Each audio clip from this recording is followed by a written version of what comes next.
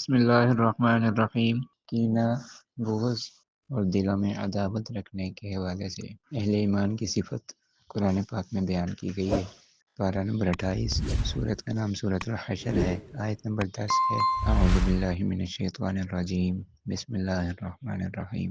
والذین جاءوا من بعدهم یقولون ربنا اغفر لنا ولإخواننا الذین سبقونا بالایمان ولا تجعل في قلوبنا غلا للذین آمنوا ربنا انک رؤوف رحیم۔ آیت مبارکہ کا ترجمہ سماعت فرمائیں۔ والذین، اور وہ لوگ، جاءوا من بعدہم، آئے ان کے بعد، یقولون، وہ کہتے ہیں، ربنا، اے ہمارے رب، اغفر لنا ولاخواننا، ہمیں اور ہمارے بھائیوں کو بخش دیجیے، مغفرت فرما دیجیے۔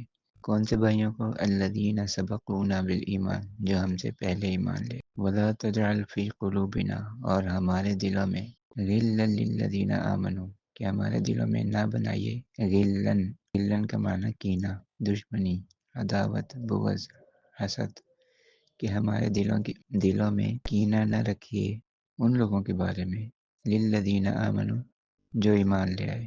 جو لوگ ایمان لا چکے ہیں اور وہ ہم سے پہلے ایمان لا چکے ہیں، ہم بعد میں ایمان لائے ہیں، وہ پہلے ایمان لائے ہیں، ان کے اور ہمارے دلوں کے درمیان جو ہے وہ آپس میں کوئی بغض نہ ہو، کوئی دلوں میں عداوت نہ ہو، کوئی کینہ نہ ہو، دشمنی اور حسد نہ ہو۔ ربنا، اے ہمارے رب، انک رؤوف الرحیم، بے شک آپ رؤوف، بہت زیادہ جو ہے ہمدرد ہیں، مہربان ہیں، رحم دلی کرنے والے ہیں، نہایت رحم کرنے والے ہیں، مہربان ہیں۔ اب یہ اہل ایمان کی صفت اللہ تعالیٰ نے قرآن پاک میں بیان فرمائی ہے کہ وہ یہ دعا کرتے ہیں کہ اے اللہ، ہمارے اور جو لوگ ہم سے پہلے مسلمان ہوئے، یعنی کہ وہ اسلام کے اعتبار سے ہم سے بڑے ہیں، دین کے اعتبار سے ہم سے بڑے ہیں، ان کے اور ہمارے دلوں میں کوئی آپس میں کوئی نفرت نہ ہو، کوئی بغض نہ ہو، کوئی کینہ حسد وغیرہ نہ ہو، بلکہ ہمارے اور ان کے درمیان کیا ہو؟